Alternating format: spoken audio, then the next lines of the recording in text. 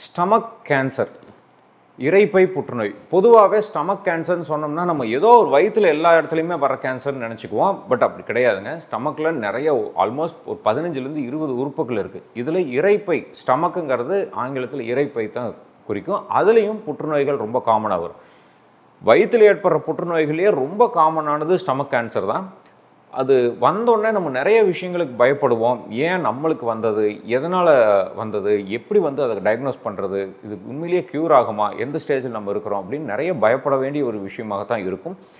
இதை பற்றின தெளிவான புரிதல் இருந்ததுன்னா கம்ப்ளீட்டாக நம்ம அதை பற்றி ஈஸியாக அந்த ட்ரீட்மெண்ட்டை வந்து நம்மளால் எடுத்துக்கொள்ள முடியும். இந்த வீடியோ பதிவு ஸ்டமக் கேன்சரில் அஃபெக்ட் ஆனவங்களுக்காக எல்லா விஷயங்களையும் நான் ஷேர் பண்ணுறேன். ஃபுல்லாக தெரிஞ்சுக்கிட்டிங்கன்னா இதில் இருக்கிற பயம் போயிடும். ஈஸியாக நம்ம ட்ரீட்மெண்ட் எடுத்துக்கணுங்கிற ஒரு நோக்கத்தில் தான் இந்த பதிவு இருக்குது. இந்த வீடியோ பதிவு பயனுள்ளதாக இருந்ததுன்னா என்னோட யூடியூப் சேனலில் போய் ஸ்டமக் கேன்சருங்கிற பிளேலிஸ்ட்டில் கம்ப்ளீட்டாக எல்லா வீடியோஸையும் பார்த்து தெரிஞ்சுக்கோங்க. ஏதாவது சந்தேகங்கள் இருந்தால் கமெண்ட் செக்ஷனில் கேள்விகளாக கேளுங்க. நான் doctor Ashok, Sakthi fertility and Sri Chakra மருத்துவமனை. இரைப்பை புற்றுநோய் ரொம்ப காமனான புற்றுநோய்ங்க. ஸ்டமக்குனா ஆங்கிலத்தில் சொல்கிற மாதிரி தமிழில் எல்லாமே உறுப்புகள் சேர்ந்தது எல்லாமே ஸ்டமக்காக இருக்காது. வயிற்றுக்குள்ளார இரைப்பை இருக்குது, சிறுகுடல் இருக்குது, பெருகுடல் இருக்குது, எல்லாம் நிறையா லிவர், பேங்க்ரியாஸ், ஸ்ப்ளீன் நிறைய ஆர்கன்ஸ் இருந்தாலும் ஸ்டமக்கில் தான் ரொம்ப காமனஸ்ட்டாக புற்றுநோய்கள் ஏற்படும். ஏன்னா அதுதான் வந்து அந்த உறுப்பு தான் நிறைய எக்ஸோஜினஸ் அலர்ஜன்ஸ்க்கு ஃபஸ்ட்டு எக்ஸ்போஸ் ஆகுது. நம்ம சாப்பிடக்கூடிய எல்லா விஷயங்களுக்கும் ஃபஸ்ட்டு எக்ஸ்போஸ் ஆகிறது இரைப்பை தான். இரைப்பை புற்றுநோய் யாராருக்கெல்லாம் வரும்? Stomach cancer most commonest risk factors யாராருக்கெல்லாம் இருக்குன்னு பார்த்தீங்கன்னா, ரொம்ப நாள் வந்து நம்ம இந்த ஹெச் பைலோரை, அல்சர்ஸ் இந்த மாதிரியான வியாதிகளில் அஃபெக்ட் ஆகிட்டு அதை வந்து ஒன்றும் இல்லை அப்படின்னு சொல்லி ஒரு சோடாவோ மெடிசனோ சாப்பிட்டு உதாசனப்படுத்திக்கிட்டே இருந்தோம்னா வரும். அடுத்தது ஃபெமிலியலாகவே வரும். அப்பாவுக்கு வரும், ஜெனட்டிக் ஃபேக்டர்ஸ்னால வரும். அப்பா அம்மாவுக்கு இருந்ததுன்னா தொன்று தொட்டு ஃபேமிலியெல்லாம் வரலாம். அடுத்தது ரொம்ப நாளாக ரொம்ப high spicy diet, high fatty diet, high smoked diet, tandoori items அந்த மாதிரி ஸ்மோக்கு இதில் வாட்டினது, ப்ளஸ் ப்ரிசர்வேட்டிவ்ஸ் ஆட் பண்ணது, வினிகர்ஸ் நிறைய யூஸ் பண்ணது, இந்த மாதிரி நிறைய விஷயங்கள் உணவு பழக்கங்கள்னால வரலாம். அதே மாதிரி smoking, alcohol and beetle nut tobacco chewing, இந்த எதில் இருந்தாலும் அந்த அலர்ஜன்ஸ் எல்லாமே வந்து இரைப்பையை தான் ஃபஸ்ட்டு சென்றடையும். ரிப்பீட்டடாக அதில் இருக்கிற அல்சர்ஸை ஏற்படுத்திக்கிட்டே இருக்கும். கண்டிப்பாக பின்னால் கேன்சர் வர்றதுக்கான வாய்ப்புகள் இருக்கும். அடுத்தது முக்கியமானது ஜிஆர்டி, இந்த ஈசோஃபேஜியல் ரிஃப்ளக்ஸ்னு சொல்லுவோம், கேஸ்ட்ரோ ஈசோஃபேஜியல் ரிஃப்ளக்ஸ்னு. அது வந்து அல்சர் வந்து ஸ்டமக்கில் வந்து நிறைய நேரம் அசிடிட்டி இருந்துகிட்டே இருக்கிறதுனால அந்த மாதிரியான ஒரு சூழ்நிலை ஏற்படும். ப்ளஸ் குண்டாக இருக்கிறவங்களுக்கும் ஸ்டமக் கேன்சர்ஸ் பொதுவாகவே காமனாக வருங்கிறது கண்டுபிடிக்கப்பட்டிருக்கு. இரைப்பை புற்றுநோய் வந்தால் ஆரம்ப அறிகுறிகள் என்னன்னு நம்ம தெரிஞ்சே ஆகணும். இல்லைன்னா நம்ம அதை உதாசனப்படுத்திடுவோம். பின்னால் வந்து ப்ராப்ளம் இருக்கா இல்லையாங்கிறத நம்ம டயக்னோஸ் பண்ணும்போதே ரொம்ப அட்வான்ஸ் ஸ்டேஜில் நம்ம டயக்னோஸ் பண்ணுற மாதிரி ஆயிடும். அதனால் இந்த விஷயங்கள் ரொம்ப தெரிஞ்சு வச்சுக்கோங்க. ரொம்ப நாளாக வந்து வயிறு வந்து உப்பசமாகவே இருக்குது, சாப்பிட்டா சீக்கிரமாக ஜீரணம் ஆகலை, எனக்கு வந்து இன்டைஜஷன் ப்ராப்ளம் இருந்துகிட்டே இருக்குங்கிறது தான் ஃபஸ்ட்டு காமனஸ் சிம்டமாக இருக்கும். இந்த சிம்டம் வந்து நாளடைவில் ஒரு ப்ளோட்டிங்காக, காற்று சேர்ந்த மாதிரி வாமிட்டிங் சென்சேஷன் வரும். இது எல்லாமே செகண்ட் ஸ்டேஜில் வரும். அடுத்தது வந்து பெர்சிஸ்டண்ட்டாகவே நம்ம வந்து வாமிட் எடுக்க ஆரம்பிச்சிடும். சாப்பிட்டா சாப்பாடு உள்ளே இறங்காது. ஃபஸ்ட்டு வந்து நீராகாரமெல்லாம் சாலிட் ஃபுட்ஸ் கஷ்டமாக இருக்கும், நீராகாரம் ஃப்ரீயாக போயிட்டுருக்குன்னு நினைப்போம். பின்னால் ஒரு ஃபியூ வீக்ஸ் டு மந்த்ஸ்குள்ளாரையே வந்து நீராகாரம் உள்ளே போச்சுனாலும் நம்மளுக்கு அந்த மாதிரியான ஒரு சிம்டம் இருக்குது அப்படிங்கிற சூழ்நிலை ஏற்படும். இதுக்கப்புறம் வந்து அது கம்ப்ளீட்டாக வாமிட்டர்ஸாக வெளியே வர ஆரம்பிச்சிடும். எது சாப்பிட்டாலும் கொஞ்சம் நேரம் இரைப்பையில் தங்கியிருக்கு, அதுக்கப்புறம் வாமிட் பண்ணிடுறேன்னு சொல்லி சாப்பாட்டை அவாய்ட் பண்ண ஆரம்பிச்சிடும். அடுத்த ஸ்டேஜில் நம்மளை அறியாமையே நம்மளுடைய உடம்பு ஐஸ் கட்டி மாதிரி உருக ஆரம்பிச்சிடும். சீக்கிரமாக நம்ம வந்து ரொம்ப ஒல்லி ஆயிடுவோம். ப்ளஸ் சாப்பாட்டை பார்த்தாலே நம்மளுக்கு வந்து வேண்டாங்கிற ஒரு சூழ்நிலை வந்துடும். எனக்கு சாப்பாடே என்னை வந்து வற்புறுத்தாதீங்க அப்படிங்கிறது. 4 இட்லி சாப்பிட்டு இருந்த இடத்துல 2 ஆகி 1 ஆகி நிறுத்திடுவோம். அந்த மாதிரி எனக்கு பசி இல்லைன்னு போய் படுக்க ஆரம்பிச்சிடும். ஸோ இது எல்லாமே வந்து ஒரு அட்வான்ஸ் ஸ்டேஜஸ் போகும்பொழுது நம்ம வயிறு வந்து வீங்க ஆரம்பிச்சிடும், மூச்சு திணறல் ஆரம்பிச்சிடும், வலி எடுக்க ஆரம்பிச்சிடும். இது எல்லாமே வந்து அட்வான்ஸ் ஸ்டேஜஸ் ஆஃப் ஸ்டமக் கேன்சரில் இருக்கிற சிம்டம்ஸ். பட் ஒவ்வொரு ஸ்டேஜஸ்க்கும் ஒவ்வொரு சிம்டம் காம்ப்ளெக்ஸ் மாறுபடும். எந்த இரைப்பை சம்மந்தப்பட்ட ஒரு அறிகுறியில் இருந்தாலும் உடனடியாக அதுக்கு பரிசோதனை செஞ்சு பார்த்துக்கிறது மிக மிக முக்கியம். நம்மளுக்கு இரைப்பையில் கேன்சர் இருக்குதா, ஸ்டமக் கேன்சர்ஸ் வந்து இருக்காங்கிறது எப்படி செக் பண்ணி பார்த்துக்கலாம் அப்படின்னா, ரொம்ப சிம்பிளஸ்ட் அண்டு ரொம்ப எஃபெக்டிவான ஒரே டெஸ்ட் எங்களுக்கு சொல்லுங்கள் டாக்டர் அப்படின்னா அது வந்து எண்டோஸ்கோபி. இது வந்து ஒரு 5 மினிட்ஸ் ப்ரொசீஜர். ஒரு கேமரா பொருத்தப்பட்ட ஒரு கருவியை லைட் மூலியமாக வயிற்றுக்குள்ளார செலுத்தி எப்படியெல்லாம் இரைப்பை இருக்குது அப்படிங்கிறத பார்த்துட்டு வர்றது. 30 வினாடிகள் தான் அது பார்க்குறக்கு. ஏதாவது சந்தேகங்கள் இருக்கிற இடமா இருந்ததுன்னா கம்ப்ளீட்டாக அதுலேருந்து ஒரு பயாப்சி டெஸ்ட் எடுத்துகிட்டு வரலாம். பயாப்சி ரிப்போர்ட் ஓரிரு நாட்களில் வந்துடும். இம்மீடியட்டாக அதை வந்து டயக்னோஸ் பண்ண முடியும். இதுக்கு சப்போர்ட்டிவாக இருக்கிற டெஸ்ட்டுகள் தான் வந்து ஒரு சிடி ஸ்கேன், அல்ட்ராசவுண்ட் ஸ்கேன் வந்து இரைப்பைகளுக்கு பண்ணுறது தவிர்த்துக்கிறது நல்லது. என்னென்னா யூஸ்வலாக காமனாக நம்ம பண்ணுற ஒரு தவறு, வயிற்றில் ப்ராப்ளம், நான் போய் ஒரு ஸ்கேன் பண்ணிட்டு வந்துட்டேன் நல்லா இருக்குன்ட்டாங்க அப்படிங்கிறது தான். பட் யூஸ்வலாக அல்ட்ராசவுண்ட் ஸ்கேனில் ஸ்டமக் கேன்சர்ஸ் கண்டுபிடிக்கிறதுக்கான பாசிபிலிட்டி மிக குறைவு. ஸ்கேன் பண்ணணும் அப்படின்னா சிடி ஸ்கேன் பண்ணிக்கிறது மிக முக்கியம். அடுத்தது, இன்கேஸ் கேன்சர் ஏதாவது சஸ்பீஷியஸ் டயக்னோசிஸ் பண்ணியாச்சு அப்படின்னா அந்த கேன்சரோட தன்மை எப்படி இருக்குது, அங்கே மட்டும்தான் இருக்குதா, வீரியத்தன்மை எப்படி இருக்குது, வேற எங்கேயாவது பரவி இருக்கா, இப்படி எல்லாமே பார்க்கக்கூடிய மிக முக்கியமான டெஸ்ட் பெட் சிடி ஸ்கேன்.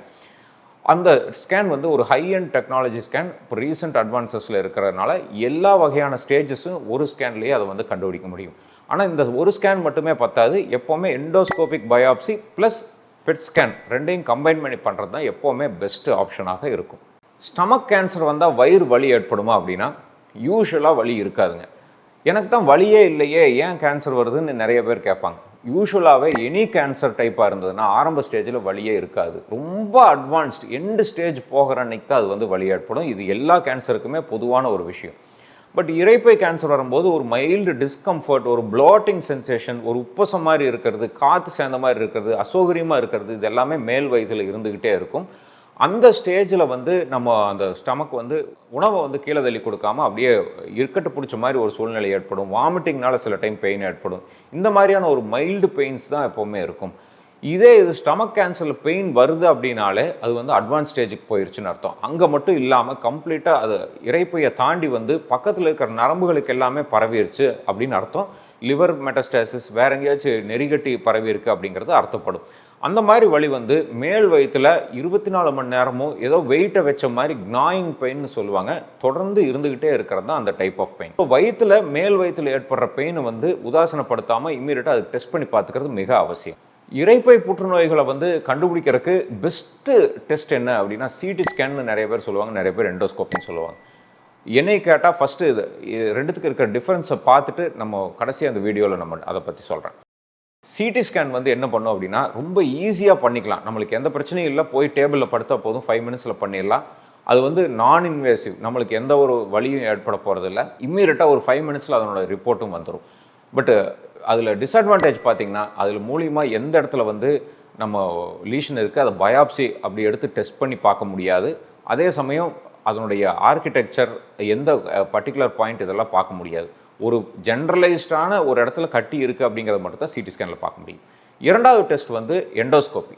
இது கேமரா மூலிமா உள்ளே போய் பார்க்கும்போது கரெக்டாக இந்த இடத்துல தான் லீஷன் இருக்குங்கிறத பார்க்க முடியும். அது டவுட்ஃபுல்லாக இருந்தால் அதுலேருந்து பயாப்சி எடுத்துகிட்டு வர முடியும். 2 நாளில் பயாப்சி ரிப்போர்ட்டை பார்த்து என்ன டயக்னோஸுங்கிறது ஊர்ஜிதமாக 100% அக்யூரேட்டாக நம்ம ரிப்போர்ட் பண்ண முடியும்.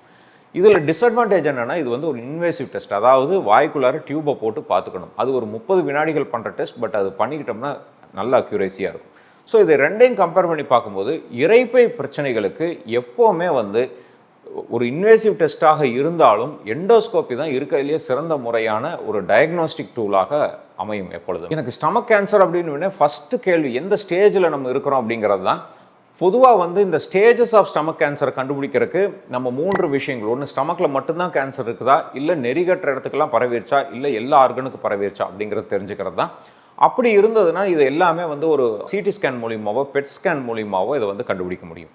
பொதுவாகவே 5 டைப் ஆஃப் ஸ்டேஜஸ் இருக்குது. ஸ்டேஜ் 0 அப்படிங்கிறது ஜஸ்ட் அந்த மியூகோசாங்கிற ஒரு மேல் படதளத்தில் மட்டும் இருக்க வகையான கேன்சரஸ் லீஷன். ரொம்ப ரொம்ப ஏர்லி ஸ்டேஜ் டயக்னோஸ் பண்ணுறதுங்க. ஸ்டேஜ் 1ங்கிறது அந்த மியூகோசாவை தாண்டி சில பகுதிகளான மேல் பகுதிகள் மட்டும் இருக்கக்கூடிய ஒரு கேன்சர். அடுத்தது ஸ்டேஜ் 2ங்கிறது இரைப்பையோட ஃபுல் திக்னஸ், டீப்பர் டிஷ்யூ. இரைப்பை மியூகோசா, மசில்ஸ், அந்த மாதிரி பல லேயர்கள் இருக்கும். ஃபுல் லேயருக்குமே போய் அஃபெக்ட் ஆகிருக்கிறது தான் ஸ்டேஜ் 2. அதே மாதிரி ஸ்டேஜ் 3ங்கிறது இரைப்பையை மட்டும் அஃபெக்ட் ஆகாமல் இரைப்பையிலிருந்து வெளியே இரைப்பையை சுற்றி இருக்கிற சீரோசாங்கிற வெளிப்புற சுவர் மற்றும் அங்கே சுற்றி இருக்கிற நெறிகட்டி இருக்கிற இடங்கள் இது எல்லாமே பரவி இருக்கிறது ஸ்டேஜ் 3. இதே இது 4வது ஸ்டேஜுங்கிறது அந்த ஏரியாவில் மட்டும் கான்டாக்ட் இல்லாமல் மற்ற உறுப்புகளுக்கு, பொதுவாக லிவர், நுரையீரல், கணைய பகுதிகள், மேலே ஒமண்டல் டெபாசிட்ஸ், நீர் கோக்கிற இடங்கள், மேலே மூளைகள், எலும்புகள், இந்த மாதிரி பல்வேறு இடங்களுக்கு பரவி இருக்கிறது தான் ஸ்டேஜ் 4. பட் எதுவாக இருந்தாலும் கேன்சர்னு டயக்னோஸ் பண்ணியாச்சுன்னா ஃபாஸ்டஸ்ட்டாக என்ன ஸ்டேஜுங்கிறத பார்த்து இம்மீடியட்டாக ட்ரீட்மெண்ட் எடுத்துக்க வேண்டியது மிக மிக அவசியம். இரைப்பை கேன்சர் டயக்னோஸ் பண்ண உடனே என்ன மாதிரியான ட்ரீட்மெண்ட்லாம் எடுக்க முடியும் அப்படின்னா, ரொம்ப க்யூரேட்டிவான ட்ரீட்மெண்ட் அப்படின்னா ஸ்டார்டிங் ஸ்டேஜ்லேயே டயக்னோஸ் பண்ணுறது மிக முக்கியம். அந்த ஸ்டேஜில் பண்ண உடனே ஃபஸ்ட்டு அண்ட் மோஸ்ட் எஃபெக்டிவ் ட்ரீட்மெண்ட்னா அது சர்ஜிக்கல் ரிமூவல் தான். உள்ளே இருக்கிற கேன்சர் டியூமரை கம்ப்ளீட்டாக சர்ஜரி மூலிமா எடுத்து வெளியே வைக்கிறத விட பெஸ்ட் ட்ரீட்மெண்ட் கிடையாது. ஆனால் இது எல்லாருக்குமே இது உகந்ததாக இருக்காது. ஏன்னா சில ஸ்டேஜ் கிராஸ் ஆகி போகும்போது நம்ம என்ன தான் ரிமூவ் பண்ணாலும் லெஃப்ட் ஓவர் டிஷ்யூ வந்து இருக்கிற சூழ்நிலை ஏற்பட்டுரும். அதனால தான் சொன்னேன், எப்போவுமே ஏர்லி ஸ்டேஜ் பெஸ்ட்டு க்யூராக இருக்குங்கிறது. ஸோ இந்த ஸ்டேஜை நம்ம தவற விட்டோம் அப்படின்னா அடுத்த ஸ்டேஜில் வந்து நம்மளுக்கு கீமோதெரப்பி எடுத்து நம்மளோட ரிசல்ட் கொண்டு வரலாம், இல்லைன்னா ரேடியோ தெரப்பி மூலிமா கொண்டு வரலாம். அதுவும் முடியாத சூழ்நிலையில் இம்யூனோதெரப்பிங்கிறதும் இப்போ அட்வான்ஸ்டாக இருந்திருக்குங்க. ஸோ இந்த மாதிரியான ஸ்டேஜ் எல்லாத்தையுமே தவற விட்டுட்டோம் அப்படின்னா இருந்தாலும் நம்மளுடைய சஃபரிங்கை குறைக்கிறதுக்காக பேலியேட்டிவ் ட்ரீட்மெண்ட்டுங்கிறதும் அவைலபிளாக இருக்குங்க. ஸ்டமக் கேன்சரை வந்து லேப்ரோஸ்கோபி முறையில் க்யூர் பண்ண முடியுமா அப்படின்னா கண்டிப்பாக முடியும். இதுக்கு ரொம்ப முக்கியமானது வந்து ரொம்ப ஏர்லி ஸ்டேஜில் நம்ம அதை வந்து டயக்னோஸ் பண்ணியிருக்கணும். எந்த உபாதிகள் இருந்தாலும், இரைப்பையில் ப்ராப்ளம் இருந்தாலும் இமீடியட்டாக எண்டோஸ்கோபி வந்து பண்ணி பார்த்துக்கிறது நல்லது. எவ்வளோ பெரிய டியூமராக இருந்தாலும் லேப்ரோஸ்கோபி முறையில் அதை வந்து கட்டுப்படுத்த முடியும். என்ன ரீசன் அப்படின்னா லேப்ரோஸ்கோபி வந்து ரொம்ப ஹை மேக்னிஃபிகேஷனில் பண்ணுறதுனால ரொம்ப அக்யூரேட்டாக அந்த ட்ரீட்மெண்ட் வந்து பண்ணுவோம். பெயின்லெஸ்ஸாக இருக்கும், ஃபாஸ்டஸ்ட் ரிக்கவரியாக இருக்கும். அவங்களுடைய லிம்ஃப் நோடு இந்த மாதிரி டியூமர் கிளியரன்ஸ் எல்லாமே வந்து ஓப்பனை விட இன்றைக்கி இருக்கிற அட்வான்ஸ் டெக்னாலஜியில் லேப்ரோஸ்கோப்பியில் ரொம்ப ஃபாஸ்ட்டாகவும் அது வந்து பண்ணி நீக்கிக் கொள்ள முடியும். ஸோ இன்றைக்கி இருக்கிற சூழ்நிலையில் advance treatment of CS stomach அப்படின்னா வந்து ஏர்லி ஸ்டேஜில் லேப்ரோஸ்கோபிக் டியூமர் ரிமூவலை தான் நம்ம வந்து சொல்ல முடியுங்க. இரைப்பை புற்றுநோய்கள் நம்மளுக்கு வராமல் தவிர்க்கிறதுக்கு என்னென்ன மாதிரியான லைஃப் ஸ்டைலெல்லாம் ஃபாலோ பண்ணலாம் அப்படின்னா, ஃபஸ்ட்டு இம்பார்ட்டன்ட், எந்த விதமான இரைப்பை ப்ராப்ளம்ஸ் இருந்தாலும், ஒரு ப்ளோட்டிங், ஒரு அல்சரேஷன், ஒரு வாமிட்டிங் சென்சேஷன் எது இருந்தாலும் அதை உதாசனப்படுத்தாமல் ஃபஸ்ட்டு ஒரு டாக்டரை கன்சல்ட் பண்ணி எண்டோஸ்கோபி அவசியம் இருந்தால் அதை பண்ணி பார்த்துட்டு ஏதாவது ஒரு இன்ஃபெக்ஷன், கேஸ்ட்ரைட்டிஸோ, இசோஃபெஜைட்டிஸோ, ஜிஆர்டியோ, ஹெச் பைலோரி இன்ஃபெக்ஷனோ இந்த மாதிரியான எது இருந்தாலும் உடனடியாக அதை ட்ரீட்மெண்ட் பண்ணி க்யூர் பண்ணிக்கிறது மிக அவசியம். இரண்டாவது, நம்மளுடைய லைஃப் ஸ்டைல் சேஞ்சஸ் நம்ம வந்து பண்ணிக்கணும். ஸ்மோக்கிங், ஆல்கஹால் இது எல்லாமே தவிர்க்கணும். டொபேக்கோ சூயிங் பழக்கம் இருந்தால் தவிர்க்கணும். ஒபிஸாக இருந்தால் கம்பல்சரி வாக்கிங் இது எல்லாமே போய் உடம்பை வந்து ஃபிட்டாக வச்சுக்கணும். மூன்றாவது முக்கியமானது வந்து நம்மளுடைய உணவு பழக்கங்கள். அதாவது ரொம்ப ஹை ஸ்பைசி டயட்ஸ், ரொம்ப ஃபேட்டி டயட், ரொம்ப ஆயிலி டயட், ரொம்ப ப்ரிசர்வேட்டிவ் ஆட் பண்ண டயட், ரொம்ப சால்ட்டி ஃபுட்ஸ், இந்த மாதிரி விஷயங்கள் எல்லாமே வந்து பொதுவாகவே தவிர்த்துக்கிறது நல்லது. ஏன்னா இது எல்லாமே போய் இரைப்பையில் சேர்ந்தோடனே அங்கே ஒரு இரிட்டபிலிட்டியை காஸ் பண்ணி அது நாளடைவில் வந்து புற்றுநோயாக மாறும். அதே மாதிரி நான்காவது முக்கியமான விஷயம், நம்மளுடைய ஃபேமிலியில் இல்லை ஜெனட்டிக்காக நம்மளுக்கு ஏதாவது ப்ரீடிஸ்போஷன் கேன்சரஸ் லீஷன்ஸ் யாராச்சும் டயக்னோஸ் பண்ணியிருந்தா நம்ம போய் கண்டிப்பாக ஒரு எண்டோஸ்கோபி பண்ணி நம்மளுடைய உடம்பு நல்லா இருக்கா அப்படிங்கிறத நம்ம செக் பண்ணி பார்த்துக்கணும். இந்த வீடியோ பதிவில் நிறைய விஷயங்கள் ஸ்டமக் கேன்சரை பற்றி நம்ம பேசியிருக்கிறோம். தொடர்ந்து எல்லா வீடியோஸையும் பாருங்கள். சந்தேகங்கள் இருந்தால் கமெண்ட் செக்ஷனில் கேள்விகளாக கேளுங்க. தொடர்ந்து பேசுவோம். ஆரோக்கியமான வாழ்க்கை வாழ அன்பு வாழ்த்துக்களுடன் டாக்டர் அசோக்.